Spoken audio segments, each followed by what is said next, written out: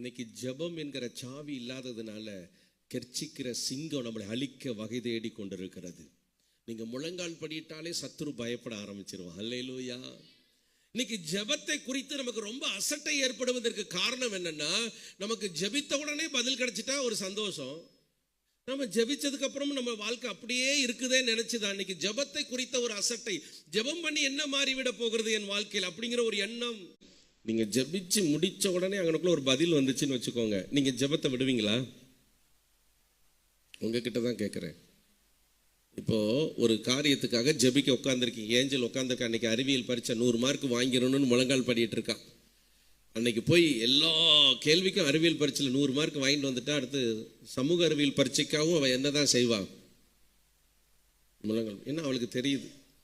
இப்போ ஆண்டவர் யாரை பார்த்துக்கிட்டு இருக்காருன்னா, ஜெபத்துல காத்திருக்கிறவர்களைத்தான் பார்த்து கொண்டிருக்கிறார். அவர் எனக்கு பதில் தாராரோ பதில் தரலையோ அப்படிங்கிற ஒரு உறுதி உங்களுக்குள்ள வருவதற்காக சில நேரம் உங்களை உருவாக்கி கொண்டிருக்கிறார். எத்தனை பேர் அதை உணர்றீங்க?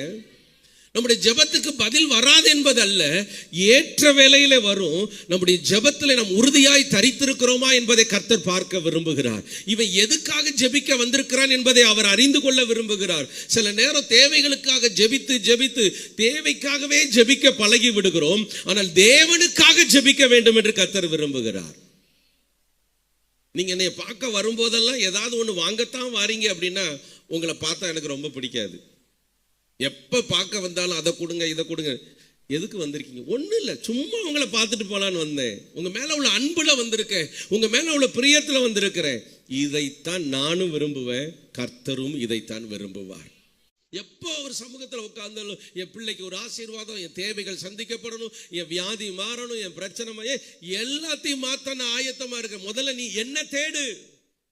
முதல்ல நீ வியாதியிலிருந்து விடுதலையாக தேடாத, கடல்ல இருந்து விடுதலையாக தேடாத, அதெல்லாம் நான் உனக்கு கூட கொடுப்பேன்னு எழுதி வச்சிருக்கிறேன். அல்லேலூயா.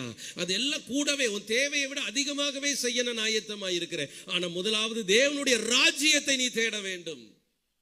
எனக்கு ஒண்ணுமே வேண்டாம், தேவனுடைய ராஜ்யம் வேண்டும் என்று சொன்னாலே போதும், எல்லாமே உனக்கு கூட கிடைக்கும். அன்னைக்கு சாத்ராக் மேஷாக் ஆபேத்நேகோ சொன்னாங்க, அவர் எங்களை காப்பாற்றணும்னு அவசியம் இல்லை, ஆனா அவரை மட்டும்தான் நாங்கள் ஆராதிப்போம், அவரை நோக்கி தான் நாங்கள் ஜெபிப்போம், அவரை தவிர வேற ராஜாவோ மனிதனோ யாருக்கு முன்பதாகவும் எங்க வேண்டுதலை வைக்க மாட்டோம் என்று அவர்கள் உறுதியா இருந்ததுனால அன்னைக்கு அக்னி ஜுவாலையுடைய அந்த வாசனை கூட அவங்க மேல வரவே இல்லை. இதுதான் கர்த்தர் உங்களுக்காக செய்யற காரியம். என்னைக்கு தேவைகளுக்காக தேவனை தேடுகிறத நீங்க நிறுத்துறீங்களோ, அன்னைக்கு தேவன் உங்களை தேட ஆரம்பித்து விடுவார். அல்லேலூயா.